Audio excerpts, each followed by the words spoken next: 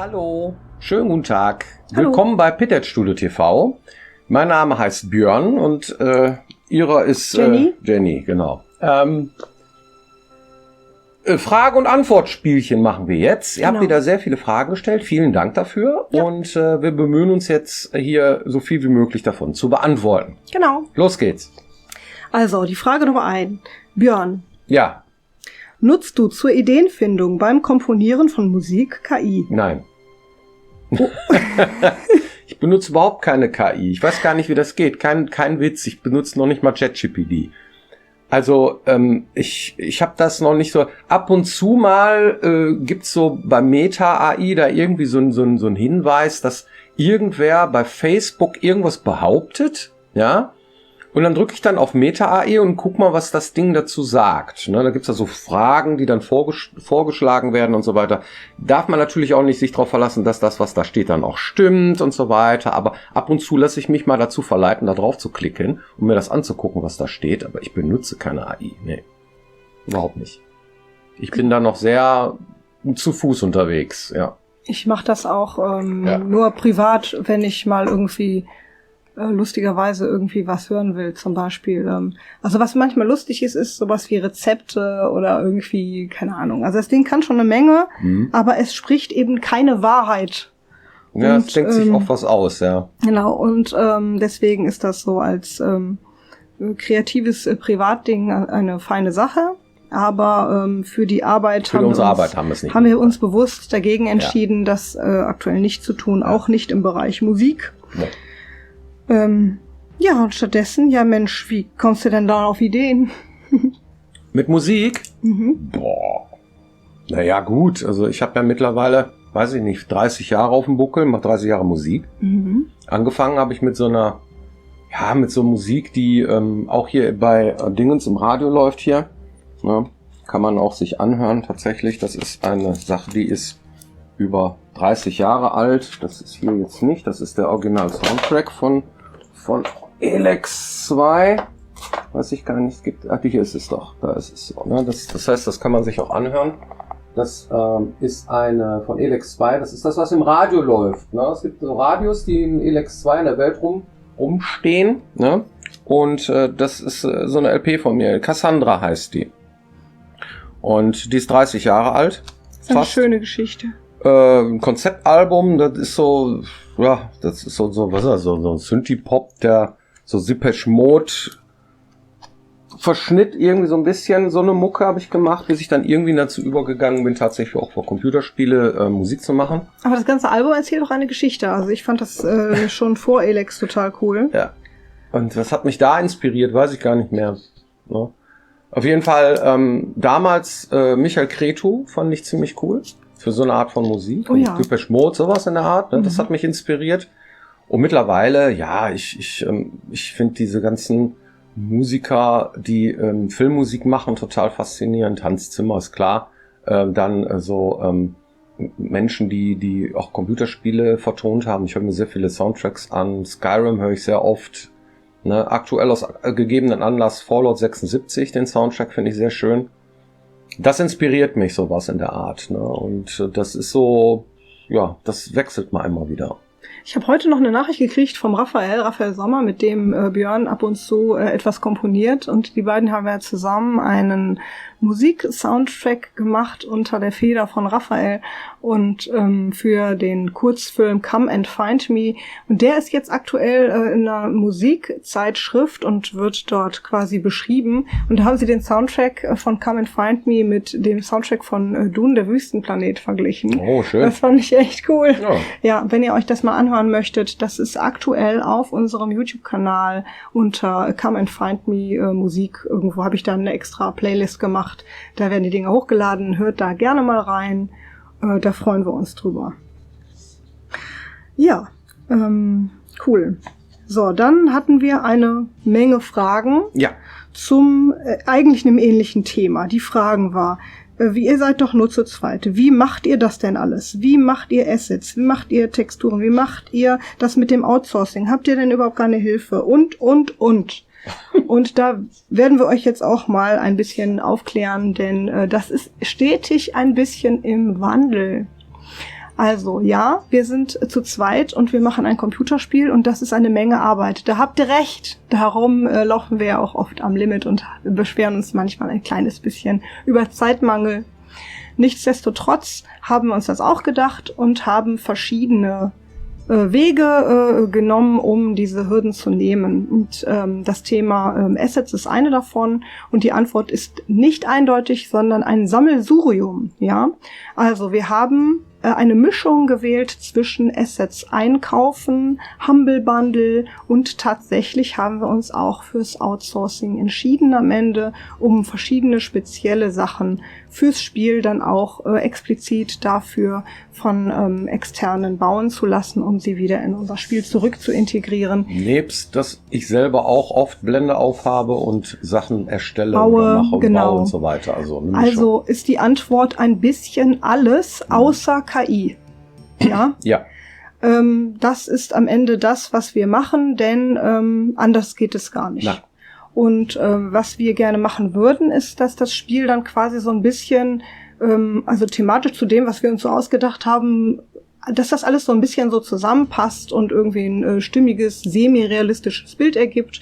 Und wenn wir das Gefühl haben, das ist so, dann sind wir damit happy. Das haben wir früher aber auch gemacht. Bei Ja. Piranha Bytes. Ja. Ne? Das heißt, die 35 Leute, die da gearbeitet haben, das ist nicht alles nur von uns gewesen. Wir haben uns auch Assets eingekauft, wir haben Outsourcing betrieben. Ja. Das ist völlig normal in der Games-Branche. Genau, weil du kannst ja nicht, du kannst vieles selber machen, also wirklich eine Menge, Ja. aber manchmal macht es auch Sinn, einfach Sachen von außen dazuzunehmen, um Prozesse zu beschleunigen zum Beispiel oder wie auch immer. Ja. Und dann macht das Sinn. Es gibt wirklich unglaublich viele Machen Möglichkeiten. auch fast alle Teams übrigens. Ja. Ne? Genau. Und Ja. mittlerweile gibt es auch Technik, die dir zum Beispiel hilft. Du kannst zum Beispiel auch ab und zu mal so Sachen mit deinem Handy scannen tatsächlich und in 3D in Ja. Blender übertragen und solche Sachen. Also beschäftigt euch da gerne mit, wenn ihr selber Computerspiele macht. Da ist eine Menge möglich. Ne? Gerade mit Unreal, die haben ja zum Beispiel diese Megascans und solche Sachen. Also das ist super cool und macht es einem an der Stelle ein bisschen wieder einfacher. Ja, das ist die Antwort. Also ja, wir haben tatsächlich jetzt auch entschieden, ein bisschen was outzusourcen. Wir hatten euch ja auch schon erzählt, dass wir für die Konsolen auf jeden Fall outsourcen. Ne? Also das macht auch Sinn, dass wir das nicht ganz alleine machen, weil es den Zeitrahmen Also sprengt. Programmieren. Ja. Ne? Die Portierung wird outgesourced. Ja, so. das heißt, jemand anders macht, dass das Spiel, was wir gebaut haben, Ja. auch auf den Konsolen funktioniert. Genau. Das Und ist reine Programmierarbeit und verhandeln mit Sony und Microsoft. Aktuell sowas. Ne? genau, und der nächste Bereich wäre, dass wir uns auch überlegt haben, dass wir im Marketingbereich noch ein bisschen Verstärkung gebrauchen können. Wir können ja viel machen, aber ihr seht ja auch zum Beispiel an diesem Konstrukt YouTube erstens, es haben nicht immer alle gleich Lust, solche Folgen zu gucken, und manchmal gehen die Zahlen runter und so weiter und dann ist das eben so. Das ist so. Und dann hast du halt so Phänomene, dass du halt dich sehr gerne in deiner eigenen Bubble bewegst. Und es macht unbedingt Sinn, da Geld drauf zu schmeißen, dass man auch eine Sichtbarkeit außen erhält, dass quasi mehr Leute überhaupt wissen, dass wir und unser Spiel existieren. Und das ist wichtig, damit es sich überhaupt verkaufen kann. Und darum werden wir auch nochmal ein paar Leute mobilisieren, die mit uns zusammen Marketing betreiben, damit wir und ein bisschen mehr auf uns aufmerksam machen können. Vor allen Dingen, wenn es Richtung Release geht, macht das total Sinn, da auch nochmal vielleicht ein bisschen Geld in die Hand zu nehmen. Ja, sehr umfassend beantwortet. Genau, ja. Es ist halt immer alles im Wandel, Ja. liebe Leute. Ja. Manchmal kristallisiert sich raus, dass das Sinn macht. Aber Ja. genauso haben wir uns das ja auch gedacht. Ne? Man probiert erstmal vieles selber und wenn man dann merkt, da fehlt vielleicht noch ein bisschen was, dann erweitern wir das. Gut, dann die nächste Frage ist, habt ihr denn keinen Retro-PC? Kostet 50 € und man weiß nie, wofür man den mal braucht, schreibt hier jemand. Finde ich auch schön. Ja, das ist richtig. Also wir haben uns ja jetzt so eine Retro-Konsole geholt, ne, wo diese ganzen alten Sachen drauf sind, die alten Spiele, die 100.000 Dinger und so. Da sind auch auf jeden Fall mal so Retro-Modus angeschmissen und einen alten PC. Ja, so ein bisschen vermisse ich den schon, weil meine alten Musikdinger, die funktionieren mit den neuen Sachen nicht mehr. Es gab mal dieses Cubase Lite. Hab ich nicht mehr. Das heißt, meine ganzen Noten und den ganzen Krempel, den kriege ich nicht mehr eingeladen in die aktuellen Cubase-Versionen. Irgendwann haben die Versionen umgestellt und so, ich kriege die nicht mehr. Das heißt, das würde unbedingt Sinn machen, nochmal so einen PC hier zu haben, der die Sachen wiederum konvertiert, damit ich meine MIDI-Files da rauskriege. Es ist wirklich bitter. Ich hatte Cubase Lite, das ist in den 90er gewesen irgendwann. Ne? Und jetzt kann ich das nicht mehr auslesen, muss das als teilweise also es ist schon. Also die Antwort ist ja, das macht Sinn. Das stimmt. Haben wir aber nicht. Wir haben uns dazu verleiten lassen, tatsächlich immer zu upgraden und die alten Dinger funktionierten dann auch irgendwann nicht mehr. Mein Musik-PC, der war mal noch richtig alt. Ne? Und irgendwann hat er dann halt die Segel gestrichen. Dann ging es nicht mehr, leider. So ist das. Und dann haben wir den durch was Neueres ersetzt. Ja, und jetzt kann ich die Dinger nicht mehr einladen. Das ist wirklich... ALL-Files sind das, ja. Jetzt liegen die da rum. Ich muss mich mal darum kümmern irgendwann, ja. Bisschen schade. Das ist schade, ja. Okay. Naja. Also die nächste Frage ist, wann oder wie entscheidet ihr denn, dass ein Asset, ein Level, ein Dialog, ein Musikstück, eine Quest oder irgendwas anderes, jeder Aspekt, gut genug oder fertig und final sind? Fragt jemand. Ja. Das ist dieses typische, weil die Person hat dann selber noch beschrieben, dass sie selber Schwierigkeiten hat, damit loszulassen. Okay, ja, verstehe ich. Das ist wirklich ein Problem. Also, einfach machen. So einfach wie möglich. Erstmal allumfassend einarbeiten, die ganzen Sachen, das Ding fertig machen, den Anfang des Spiels, das Ende des Spiels. Dass du schon mal durchlaufen kannst, so, ne? Ich fange an, ich hab fertig. Zack. So, ne? Und dann ist die Mitte skalierbar, sage ich mal. So, ne? Das heißt, man baut dann die Welt und guckt sich das alles an. Und ob das jetzt gut genug ist die Frage. Das kannst du selber gar nicht mehr beurteilen. Du rennst durch dein eigenes Spiel und dann siehst du hier eine Baustelle und da siehst du eine Baustelle. Wenn du jemanden siehst, der dein Computerspiel spielt, ja, dann siehst du nur Baustellen. Da siehst du nur Baustellen. Ach, wie hat der das? Ach du Also es ist wirklich eine Katastrophe und man hat immer das Gefühl, man ist nie fertig. Das hört auch nie auf. Niemals. Irgendwann gibt es so eine Art Sättigungsgrad, ne, wo man sagt, man kann das Spiel jetzt noch verbessern. Der Tisch ist sauber. Nee, jetzt ist er sauberer. Das interessiert aber keinen mehr. Ja, also diesen Stand, den muss man erstmal erreichen. Wie kriegt man den? Durch Feedback. Das heißt also, wenn du das Gefühl hast, du hast irgendwie so ein Stück Spiel fertig, ein Vertical Slice oder eine kleine Demo oder hast du nicht gesehen, zeig das mal ein paar Leuten. Zeig das mal ein paar unterschiedlichen Leuten vor allem, nicht immer denselben, weil es kann nämlich auch sein, dass das ein Spielertyp ist, der gar nicht zu deiner Art Spiel passt und dich in eine Ecke schieben will. Da willst du gar nicht hin. Das kann gut passieren. Ja. So, ja, also such dir die Leute genau aus, wo du sagst, okay, du magst diese Art von Spiel, es soll eine Art von dieser Art sein, dann spiel diese Art. Guck dir das mal an, was würde dir denn da fehlen? So, ne? Und wenn es ein freundlich gesinnter Charakter ist, dann wird er dir schon sagen, dieser Mensch, was daran besser wäre oder nicht. Und dann musst du dich hinsetzen und musst dieses Feedback, was du gekriegt hast, dann priorisieren. Dann musst du gucken, was ist denn das Wichtigste davon? Und was ist das Unwichtigste? Man hat nämlich immer den Drang dazu, unwichtige Dinge zuerst zu machen, weil man da mehr Spaß dran hat. Ist aber nicht gut, die wichtigen Sachen zuerst. Dass man eine Basis hat und man sagt, okay, pass auf, die Basis ist gut. Man kann es ja immer noch verbessern, aber dann sind das nur noch Details. Kriegt das irgendwie hin, dass die Basis da ist und dass man sagt, okay, grundsätzlich funktioniert das, aber ich habe hier noch ein paar Kleinigkeiten, wenn dann noch, dann wäre das alles ganz toll und räumt euch sehr viel Zeit dafür ein, sowas zu machen. Mal eben ist nix. Genau. Ja. Also wir machen das jetzt auch, die restliche Zeit bis zum Ende machen wir genau das. Ja, und wir vergrößern dann auch immer die Leute, die sich das dann angucken. Das heißt, am Anfang irgendwie guckst ein kleiner Teil oder wir selber und dann, wenn das nicht mehr geht, dann dann wechseln wir den Personenkreis und so weiter und dann weitet sich das aus, so lange, bis du dann tatsächlich so eine Demo öffentlich stellst und jeder da dran kommt.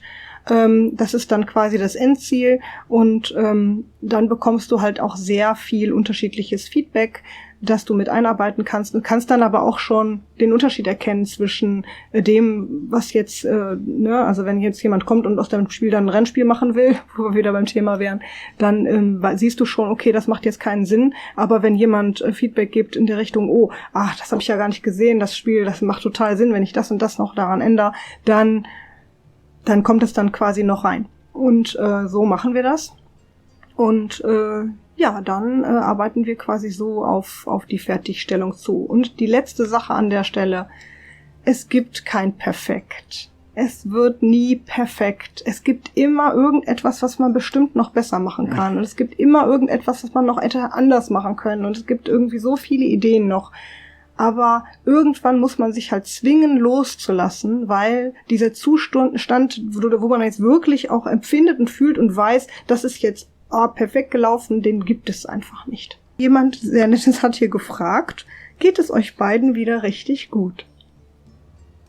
Ja, uns geht's wieder gut, ja.